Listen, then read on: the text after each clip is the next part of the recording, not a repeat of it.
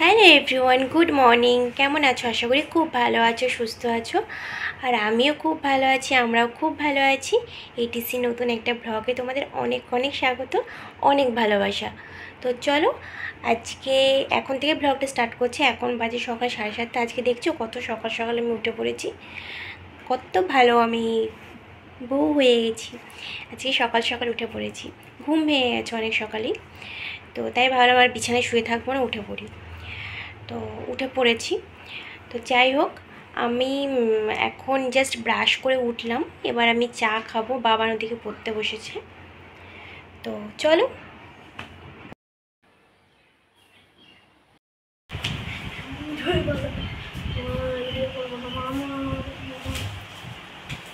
যা পড়ে যাবে।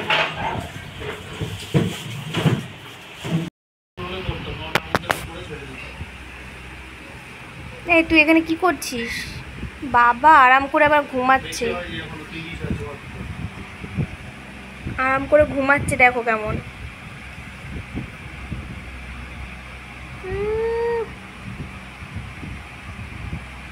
এতক্ষণ খেলা করে লাফালাফি ছাপাছাপি করে এখন ঘুমাচ্ছে আরাম করে।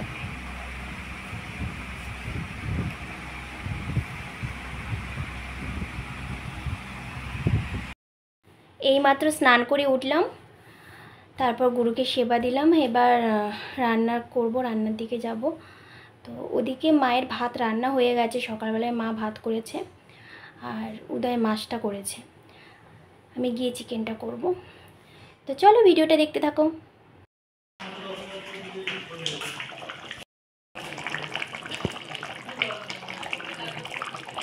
এই তো এদিকে চিকেনটা হয়ে এসেছে অনেকটা, বাকি রান্নাগুলো হয়ে গেছে। মাছ হয়েছে, আলু পোস্ত হয়েছে, আর উচ্ছে বেগুন ভাজা।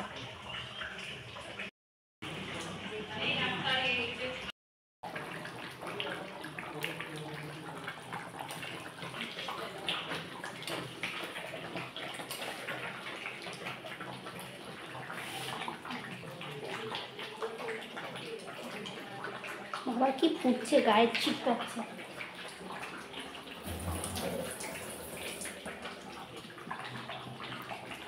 ধীরে ধীরে। আজ আমার ছোটোবেলাকার বান্ধবী এসেছে, মানে ছোট্টবেলাকার মানে একদম ছোট্টবেলাকার, ক্লাস 1 থেকে ওর সাথে আমি পড়াশোনা করেছি। তো আজ এসেছে আমাদের বাড়ি। রিতাকা হাই কর। হাই। চলো, ওরা এখন খেতে বসেছে, ও আর ওর দুটো বেবি, আর আমাদের এদিকে বাবান আর অরি খেতে বসেছে। দেন তারপরে আমরা খেতে বসবো। এখন আমি, মা, উদয় বাকি আছি। এছাড়াও আজকে মাসি শাশুড়িরও নেমন্তন্ন। মাসি শাশুড়ি আর মাসি শাশুড়ির নাতনি এসেছে, তো নেমন্তন্ন ওদেরও। ওরা কালী পুজোর সময় এখানে এসেছে, তো ওদের নেমন্তন্ন করে খাওয়ানো হয়নি। এছাড়াও আজকে বাবাও এসেছে, কারণ আজকে মা আর ভাইয়ের নেমন্তন্ন আছে, বাবারও নেমন্তন্ন আছে। বাবা যায়নি, বাবা অতটা নেমন্তন্ন সচরাচর যেতে চায় না। তো বাবা ফোন করে বলে দিল যে আজকে আমি তোদের বাড়িতে যাচ্ছি, ওখানে খাওয়া দাওয়া করবো। তো আজকে বাবাও এসেছে। বাড়ি চলে যাচ্ছ? থাকো আজকে, থাকো থাকো, সবাইকে টাটা। থাক শিবম, তুই থাক। বেশি নে।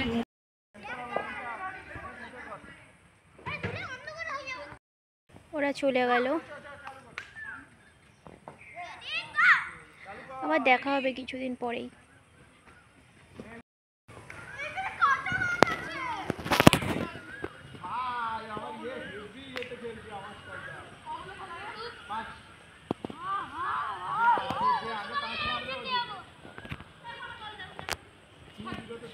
মাত্র গুরুকে সেবা দিয়ে উঠলাম, আর একটু চা খাবো, মা চা দিয়ে গেছে। যা গরম পড়েছে, তোমাদের ওদিকে কেমন গরম সবাই একটুখানি কমেন্টে জানিও। চলো, রাতের ডিনারে রুটি দিয়ে খাওয়ার জন্য একটা নিরামিষ রেসিপি বানিয়েছিলাম, সেটা তোমাদের সাথে আজকে শেয়ার করব। সোয়াবিনটা ভালো করে সেদ্ধ করে নিয়েছিলাম গরম জলে, তারপর একটা মশলার পেস্ট বানিয়ে নিয়েছিলাম।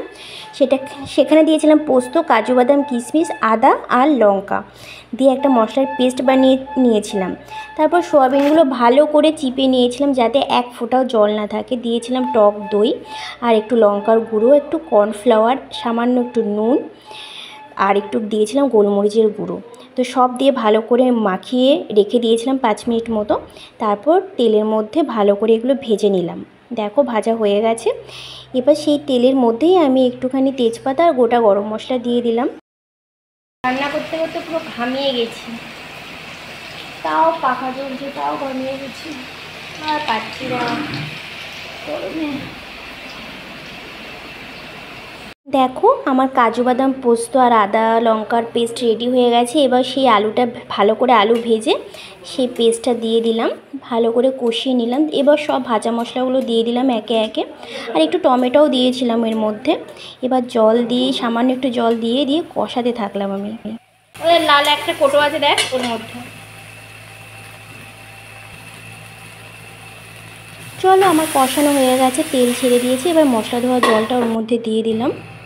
এবার সয়াবিন কটাও দিয়ে দেবো ফুটে গেলে।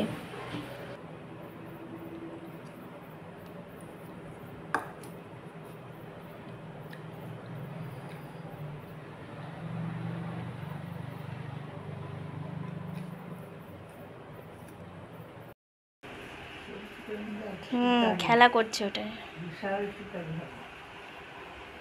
শিকারি বিড়াল। এই তুই শিকারি বিড়াল।